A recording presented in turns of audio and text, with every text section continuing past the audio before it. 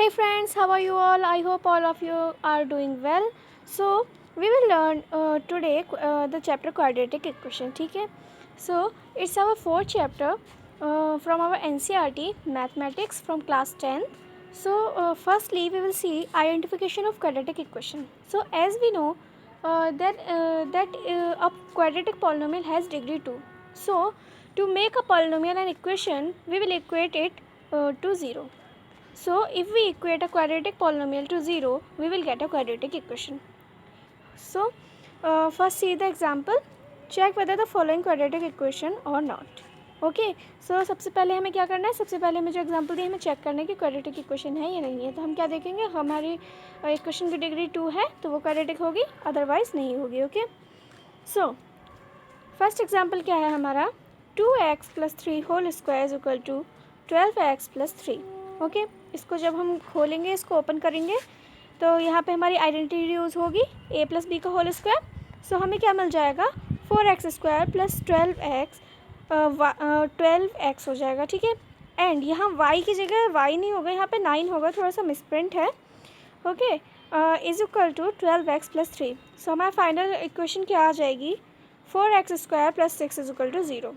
Okay it is in the form of ax² + bx + c is equal to 0, where a is equal to 4, b is equal to 0 and c is equal to 6. Therefore the given equation is a quadratic equation. ठीक है, अब हम कैसे identify करेंगे कि कोई भी हमारी इक्वेशन क्वाड्रेटिक इक्वेशन है. हमें ये चेक करना पड़ता है कि वो ax² + bx + c की मतलब ax² + bx + c is equal to 0 की फॉर्म में है ये नहीं है. जहाँ पे हमारा क्या हो, जहाँ पे हमारा a 0 ना हो, बिकॉज अगर a 0 हो जाएगा तो वो हमारा पूरा ax² भी 0 हो जाएगा. तो हमारी जो हमारी इक्वेशन होगी वो हमारी क्वाड्रेटिक नहीं, फिर लीनियर इक्वेशन हो जाएगी. ठीक है, सो यहाँ पे हमें क्या देखना पड़ता है, जो हमारी इक्वेशन है किस फॉर्म में हो, ax² + bx + c is equal to 0, जहाँ a क्या हो, 0 ना हो.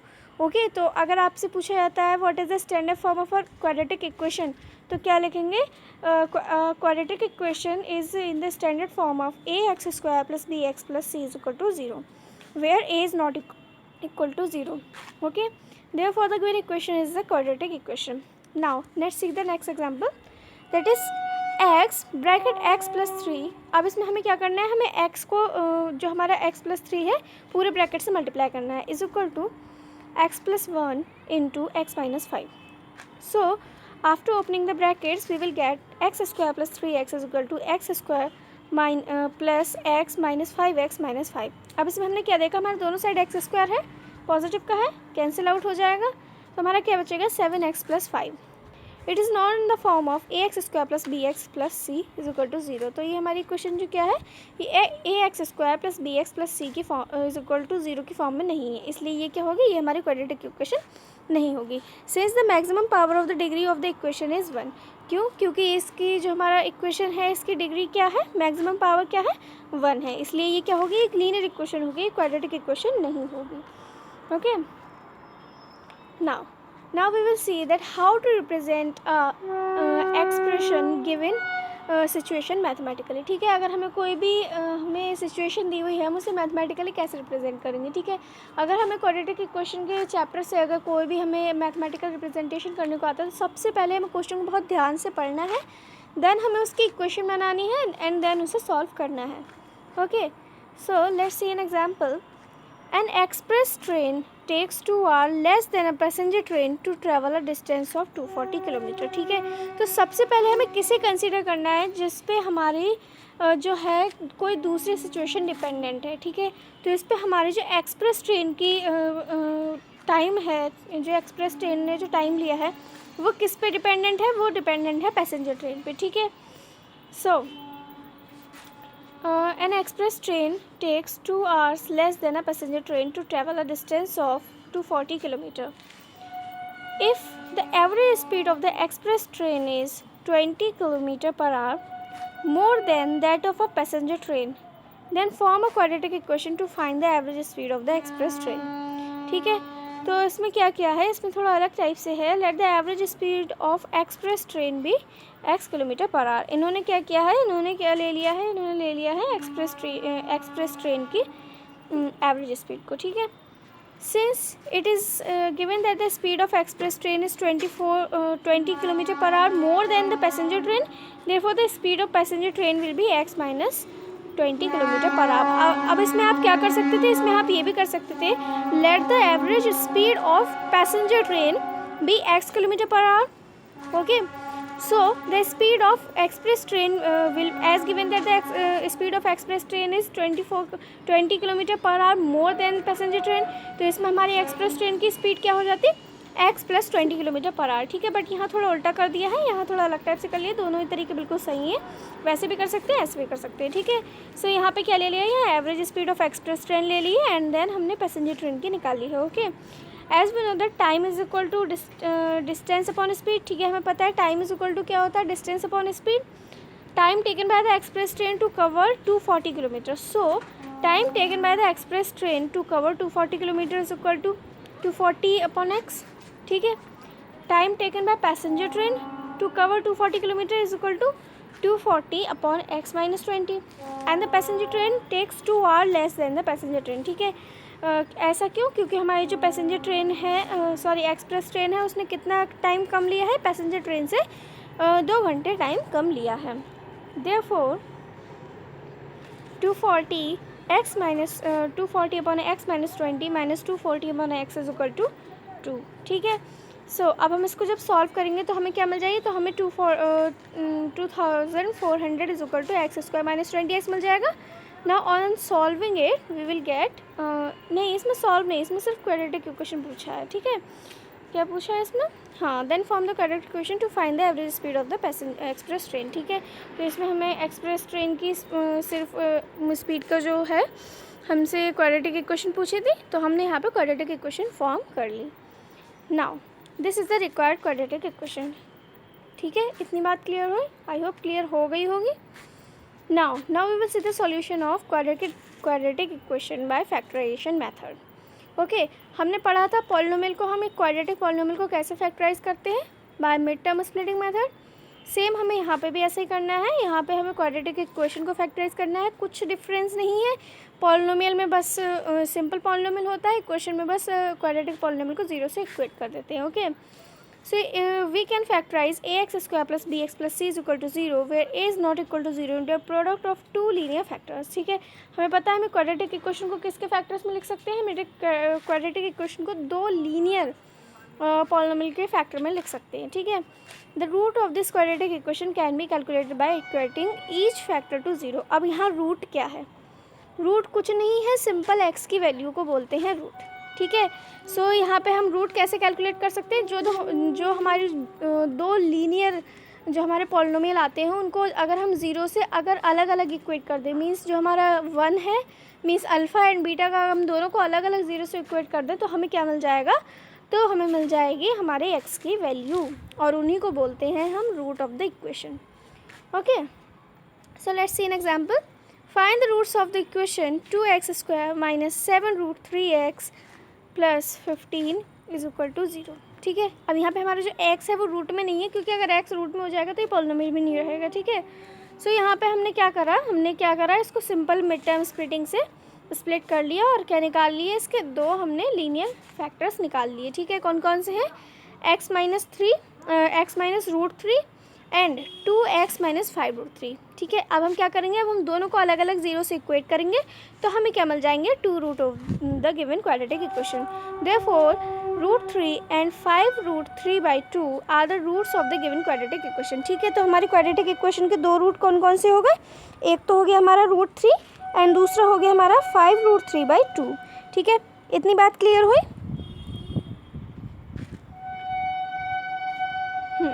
आई होप इतनी बात क्लियर हो गई होगी आपको, क्योंकि बिल्कुल सिंपल है, सब पढ़ा हुआ है. ये हमने 9th में भी पढ़ा था और 10th में भी पॉलिनोमियल चैप्टर में पढ़ लिया है. ओके, सिंपल पॉलिनोमियल की तरह ही है ये चैप्टर, बस इसमें जैसे इस बार हमारे पॉलिनोमियल में भी क्वाड्रेटिक पॉलिनोमियल की तरफ ज़्यादा कंसीडर किया गया था, ये तो चैप्टर ही क्वाड्रेटिक इक्वेशन है. बस पॉलिनोमियल इक्वेशन में मैंने बताया डिफरेंस कितना है, पॉलिनोमियल सिंपल होता है और इक्वेशन में क्या हो जाता है, हमारे 0 से इक्वेट कर देते हैं पॉलिनोमियल को. ठीक है, now solution of quadratic equation bye completing the square. अब हम क्या करेंगे, अब हम क्वाड्रेटिक इक्वेशन का सॉल्यूशन करेंगे कंप्लीटिंग द स्क्वायर मेथड. ठीक है। ये NCERT में बहुत अच्छे से दिया हुआ है, आप एक बार वहाँ से ज़रूर पढ़िएगा। यहाँ पे मैं बहुत शॉर्ट में बता रही हूँ इसे। अ quadratic equation can also be solve by the method of completing the square. ठीक है, क्वाड्रेटिक इक्वेशन को हम कैसे सॉल्व कर सकते हैं? स्क्वायर कंप्लीट करके, क्योंकि ये थोड़ा थोड़ा अगर हम देखें तो हमारी कुछ आइडेंटिटी से भी रिलेटेड होता है। तो आप एक बार NCERT में इससे को ज़रूर पढ़िएगा। अगर मैं यहाँ बताऊँगी तो उससे फिर बहुत लेंथी वीडियो हो जाएगी, और मैथ की मुझे नहीं लगता इतनी लेंथी वीडियो की ज़रूरत होगी। मैथ में सिर्फ कॉन्सेप्ट समझने की चीज़ होती है, और वहाँ जो सिंपल कॉन्सेप्ट होते हैं वो आपको मेरी वीडियो में एकदम क्लियर हो ही जाते होंगे। कोई क्वेरी रह जाती है तो आप कमेंट सेक्शन में मेंशन कर दीजिए करिए, ठीक है। So let's see an example. Find the roots of equation 5x² + 7x - 6 = 0 by the method of completing the square. Okay, so here is the solution. 5x² + 7x - 6 = 0। ठीक है, क्या ये हमारी क्या है? ये हमारी क्वाड्रेटिक इक्वेशन गिवन है। नाउ वी विल अब हम क्या करेंगे, इसमें से हमारा जो 5 है we will remove 5 from the whole equation. क्यों? क्योंकि 5 क्या है? हमारा सब में कॉमन है। ठीक है, 5 कैसे कॉमन है? अपॉन में चला जाएगा, कॉमन में आ जाएगा। ओके, तो हमने इसमें क्या करा? हमने 5 सब में से कॉमन ले लिया। नाउ अब हमने क्या करा? अब ये जो हमारा था ये तो एक तो हमारा 5 जो था वो तो अगर हमारा राइट हैंड साइड जाएगा तो वो भी 0 हो जाएगा। ठीक है, अब हमारा क्या बचा है? x² + 7/5x - 6/5। अब ये बचा हमारा। अब इसमें हमने क्या करा? अब हमने x² जो था वो तो हमने सिंपली ऐसे रहने दिया। ठीक है, और जो हमारा 7/5x था इसको हमने क्या करा? इसको हमने और ब्रेक डाउन कर लिया। ठीक है, कैसे? 2 × x × 7/10। ठीक है, हो जाएगी इतनी चीज़? बिल्कुल हो जाएगी, क्यों नहीं होगी? क्योंकि अगर हम इसको भी अगर हम पूरा मल्टीप्लाई करके अगर सिंप्लीफाई करें तो हमें वैल्यू क्या आएगी? 7x/5 आएगी। ठीक है, सो हमने इसको और ब्रेक डाउन क्या कर लिया? 2 × x × 7/10। अब हम क्या करेंगे? अब हम इसमें क्या करेंगे? 7/10 का स्क्वायर ऐड करेंगे, और इसमें से 7/10 का स्क्वायर ही माइनस करेंगे। ठीक है, और माइनस में हमारा बाकी हमारा क्या रह जाएगा? -6/5 = 0। नाउ अब हमें क्या मिल गया? अब हमें मिल गया पूरा x + 7/10 का होल स्क्वायर। ठीक है, मिल गया? बिल्कुल मिल गया। -49/100 -6/5 = 0। ठीक है, अब हमने क्या करा? ये जो हमारे इधर को माइनस के थे उनको हमने, ये जो माइनस के थे हमारे, इनको दोनों को हमने ऐड कर लिया। राइट हैंड साइड लेकर पॉजिटिव के हो गई। अब हमारा क्या हो गया? हमारे x + 7/10 का जो होल स्क्वायर था वो किसके इक्वल हो गया? 169/100 के। ठीक है, जब हम इसे सॉल्व करेंगे तो हमारी क्या वैल्यू आएगी? ±13/10। ओके, सो x + 7/10 इज, अब हम क्या करेंगे? x + 7/10 है, इसकी जो वैल्यू निकालने के लिए, क्योंकि हमारा x + 7/10 किसके इक्वल आया है? ±13/10 के इक्वल आया है। ठीक है, तो अब हम क्या करेंगे? x + 7/10 को अलग अलग मीन्स एक बार 13/10 के इक्वल रखेंगे और एक बार -13/10 के इक्वल रखेंगे। ओके, तो उससे हमें क्या आ जाएगी? उससे हमें x की वैल्यू मिल जाएगी। ओके, देयरफॉर -2 और 5 are the root of the given quadratic equation. तो क्या हो जाएगा? जब हम इसको सॉल्व करेंगे तो हमें कौन कौन से 2 रूट मिल जाएंगी अपनी इक्वेशन की? -2 और 5 are the root of the given quadratic equation. ठीक है, now we will see the main and very major part of this chapter, that is quadratic formula to find the solution of quadratic equation। ठीक है, अब ये तो हमें पता है हम फैक्टराइज कैसे करते हैं। हम क्या करते हैं? जो हमारे a और c होते हैं उनको मल्टीप्लाई करते हैं। ठीक है, फिर जो हमारा b होता है उसको हम ऐसे ब्रेक डाउन करते हैं कि जो 2 डिजिट में वो ब्रेक डाउन हो उनका सम हमारे b के इक्वल हो और उनका मल्टीप्लिकेशन a और c के मल्टीप्लिकेशन के इक्वल हो। ठीक है, तो ये चीज़ करने में हमें बहुत दिमाग भी लगाना पड़ता है, बट ये जो क्वाड्रेटिक फॉर्मूला है इसमें हमें कुछ भी दिमाग नहीं लगाना है। बहुत ही ईजी सा फॉर्मूला है। अगर इससे हमें आंसर निकाल लेगा तो हमें कुछ भी नहीं करना है, बस फॉर्मूला लगाना है, आंसर निकालना है। Okay, so let's see this. What is this? The root of the quadratic equation ax² + bx + c = 0 are given by -b ± √b² - 4ac upon 2a, where b² - 4ac is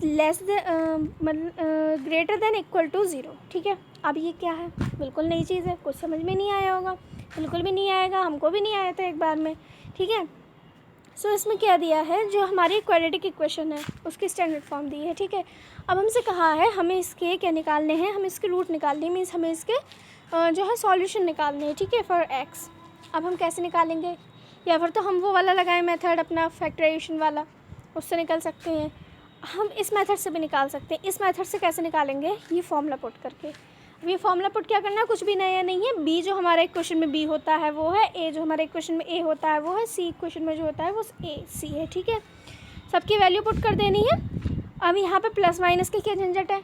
अब जब quadratic equation है तो उसके zero दो आएंगे, जाहिर सी बात है ना, क्योंकि कोई भी जो हमारे पॉलिनोमियल होता है उसके कितने ज़ीरोज़ आते हैं, जितनी उसकी डिग्री होती है।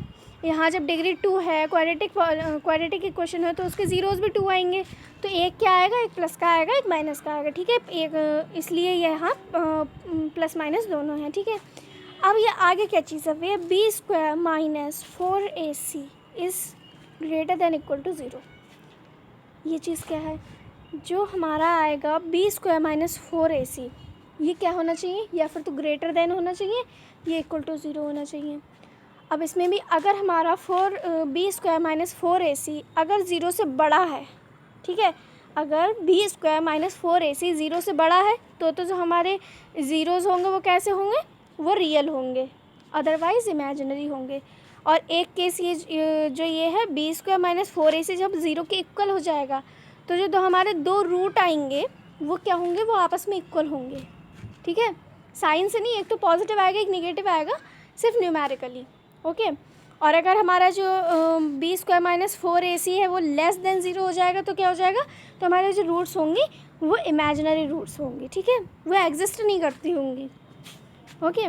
So let's see an example. Find the roots of the equation 2x square minus 3x minus 44 is equal to 0। पहली बात तो ये क्या है, ये कैसी इक्वेशन है, क्वाड्रेटिक इक्वेशन है, किस फॉर्म में, ax square plus bx plus C is equal to 0, ठीक है। If they exist using the quadratic formula. अब ये क्यों लिखा है इफ़ दे एग्जिस्ट, ये इसलिए लिखा है, पहले हम सबसे पहले क्या करेंगे, पहले हम किसी भी इक्वेशन में अगर हमें रूट्स निकालने को बोला है, ठीक है, क्वाड्रेटिक फार्मूला से, तो सबसे पहले हम ये देखेंगे कि हमारा बी स्क्वायर माइनस 4ac वो 0 से बड़ा है, छोटा है, या उसके इक्वल है, तभी हम आगे बढ़ेंगे, ठीक है। सबसे पहले हमें क्या देखना है कि हमारा बी स्क्वायर माइनस 4ac 0 से छोटा है, बड़ा है, या इक्वल है, क्योंकि अगर बड़ा होगा तो हम आगे चलेंगे, इक्वल होगा तो हम आगे चलेंगे, अगर छोटा होगा तो हमें आगे चलने की ज़रूरत ही नहीं, क्योंकि उसकी जो रियल रूट्स होंगे वो एग्जिस्ट ही नहीं करती होंगी, है ना, तो वो इमेजिनरी रूट्स हो जाएंगी, और इमेजिनरी रूट्स का तो हमें कुछ करना ही नहीं, हमें तो रियल रूट से मतलब है। सो सबसे पहले क्या चेक करते हैं, जो हमारा बी स्क्वायर माइनस 4ac है वो 0 से बड़ा है या नहीं है। तो हमने क्या देखा, जो हमारा बी स्क्वायर माइनस 4ac है उसकी वैल्यू कितनी है, 361, तो क्या है ये है 0 से बड़ा। अब हम आगे बढ़ेंगे, ठीक है।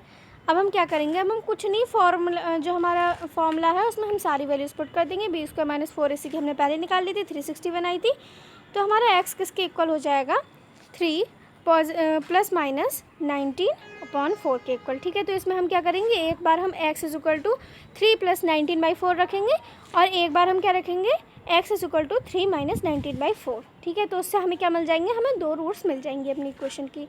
बहुत ईजी सा फॉर्मूला है, मुझे तो पूरे चैप्टर में सबसे अच्छा पार्ट यही लगा, क्योंकि वो वाला जो फैक्टराइजेशन वाला मेथड होता है उसमें टाइम भी बहुत लगता है, कभी कभी तो कोई बड़ी डिजिट हो जाती है तो उसको सॉल्व करने में बहुत टाइम लग जाता है, फिर सोचना ही पड़ता है ऐसे फैक्टर्स करें कि उनका सम ये हो और प्रोडक्ट ये हो, तो उसमें बहुत टाइम लगता है। ये बहुत ही सिंपल सा है, इसमें पहले बस आपको चेक करना है रूट्स एग्जिस्ट करती हैं या नहीं करती हैं, और देन आपको आगे बढ़ के सॉल्व कर देना है, ठीक है। और एक केस ऐसा भी है, इसमें आई थिंक एग्जाम्पल नहीं है, हाँ, अगर हमारा जो बी स्क्वायर माइनस 4ac है वो 0 के इक्वल हो जाता है तो जो हमारी रूट होंगी वो न्यूमेरिकली इक्वल होंगी, ठीक है। मतलब वो साइन तो एक पॉजिटिव एक नेगेटिव ही होगा, बट वो जो होंगी न्यूमेरिकली इक्वल होंगी, ठीक है। अगर फॉर एग्जांपल अगर हमारा जो है B square minus 4ac equal आते हैं, ठीक है, तो अगर एक रूट 2 है तो दूसरी रूट क्या होगी, -2 होगी, क्योंकि एक पॉजिटिव एक नेगेटिव, बट न्यूमेरिकली क्या है, दोनों सेम है, okay.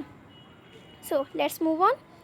Now the nature of root of the quadratic equation, बिल्कुल मैंने अभी जस्ट आपको जो बात बताई है रियल और इमेजिनरी वाली।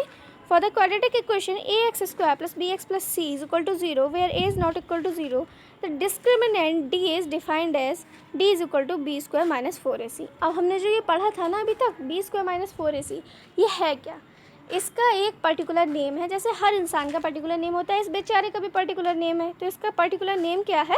डिस्क्रिमिनेंट। ठीक है, सबसे पहले हम क्या क्वाड्रेटिक इक्वेशन में चेक करते हैं कि डिस्क्रिमिनेंट हमारा क्या है, 0 से बड़ा है, छोटा है या इक्वल है। The quadratic equation ax² + bx + c = 0 where a is not equal to 0 has two distinct real root if d is equal to b² - 4ac is greater than 0। बिल्कुल सब बात मैंने आपको बता दी है पहले से। अगर हमारे जो होंगे कोई भी क्वाड्रेटिक इक्वेशन होगी उसकी दो डिस्टिंक्ट रूट मीन्स अलग अलग रूट कब होंगी? If b² - 4ac is greater than 0। Two equal roots real roots mean two equal real roots कब होंगे? जब b² - 4ac is equal to 0 हो जाएगा। And has no real root if d is equal to b² - 4ac is less than 0। तीनों situation मैंने आपको पहले बता दी।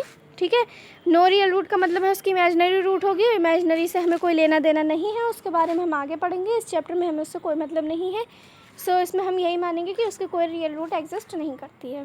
Okay, so let's see an example. Determine the nature of the root of the following equation. अब इसमें हमें क्या करना है? हमें इसमें पूरा सॉल्व नहीं करना है, हमें सिर्फ बताना है कि रूट्स का नेचर कैसा है। ठीक है, तो हमने क्या पढ़ा था? अगर हमारा जो है डिस्क्रिमिनेंट है, अगर वो 0 से बड़ा है तो क्या होगा? टू डिस्टिंक्ट रियल रूट होंगी। अगर इक्वल है तो टू इक्वल रियल रूट होंगी, और अगर लेस देन है तो क्या होंगे? उसके कोई भी रियल रूट नहीं होंगे। ठीक है, तो पहला एग्जांपल देखते हैं क्या है। 2x² + 5x - 117 is equal to 0। अब हम इसमें क्या करेंगे? हमें कुछ नहीं करना है, बस ए बी सी देखना है कौन से हैं डिस्क्रिमिनेंट में, उनकी वैल्यू रखनी है और पता करना है 0 से बड़ा है, छोटा है या इक्वल है। ठीक है, तो हमें पता है डिस्क्रिमिनेंट का फॉर्मूला क्या होता है? b² - 4ac। अब हम क्या करेंगे? सारी वैल्यूज पुट करेंगे तो क्या आ जाएगा हमारा? 961। तो 961। अब हमारा 961 क्या है? 0 से छोटा है? नहीं, 0 से बड़ा है ये। ठीक है, 961, क्योंकि -961 नहीं है, ये 961 है, तो ये क्या है? ये 0 से बड़ा है। Therefore the roots of the given equation are real and distinct। तो यहाँ पे जो हमारी रूट्स होंगी इक्वेशन की वो कैसी होंगी? पहली बात तो रियल रूट्स होंगी, एंड कैसी होंगी? डिस्टिंक्ट होंगी, मीन्स अलग अलग होंगी। ठीक है, अब आगे हमें रूट्स पूछी नहीं है तो हम उसको आगे सॉल्व नहीं करेंगे, हमें पहले देखना है कि क्वेश्चन में क्या दिया है। ठीक है, क्योंकि कई बार ऐसा होता है कि हम एग्ज़ाम में कोई भी क्वेश्चन आता है हम उसको ध्यान से नहीं पढ़ते हैं, और फिर हम जो उसके सिमिलर क्वेश्चन हमने पढ़े होते हैं उस टाइप से कराते हैं, बाद में देखते हैं कि अरे ये तो ऐसा होना था, इसमें तो मार्क्स कट हो जाएंगे। ठीक है, तो एग्ज़ाम में कभी भी अगर कोई भी क्वेश्चन करना है तो सबसे पहले क्वेश्चन को बहुत ध्यान से पढ़ना है, चाहे कोई सा भी सब्जेक्ट हो, चाहे मैथ हो, साइंस हो, SST हो। ठीक है, कोई भी सब्जेक्ट हो, पहले क्वेश्चन को ध्यान से पढ़िए। Okay, so let's move on and see the next example, that is 3x² + 5x + 6 is equal to 0। अब हमें क्या करना है? बस सेम वही फॉर्मेट, ABC देखना है क्या है, डिस्क्रिमिनेंट में उनकी वैल्यू रखनी है, 0 से ज़्यादा है, छोटा है या फिर इक्वल है, ये बताना है। अब इसमें क्या आया हमारा, जो हमारे डिस्क्रिमिनेंट की वैल्यू आई वो कितनी आई? That is -47। अब हमारा -47 क्या है? 0 से बड़ा है? नहीं, 0 से छोटा है, -47 है ना। Therefore root of the given equation are not real. तो यहाँ पे क्या होंगे? जो हमारी इक्वेशन की रूट होंगी वो कैसी होंगी? वो रियल नहीं होंगी। ठीक है, कैसी होंगी? इमेजिनरी होंगी। इस चैप्टर में इतना जिक्र नहीं है, बट मैं बता दे रही हूँ, वो इमेजिनरी होंगी। ठीक है, और उससे हमारा कोई लेना देना नहीं है। तो हमें कैसे चाहिए थे? हमें रियल रूट्स चाहिए थी, बट इसका क्या है, जो हमारा डिस्क्रिमिनेंट है वो 0 से क्या है? छोटा है। So the root of the given equation are not real, इसलिए इस इक्वेशन की जो होंगी रूट कैसी होंगी? वो रियल नहीं होंगी। ठीक है, so with this we have completed the whole chapter. I hope आपको अच्छे से समझ में आ गया होगा। If you have any query then you can mention it in comment section, and also mention that how you like the video. If I have to improve something then also tell me. Till then, take care, bye bye, Jai Hind, Vande Mataram.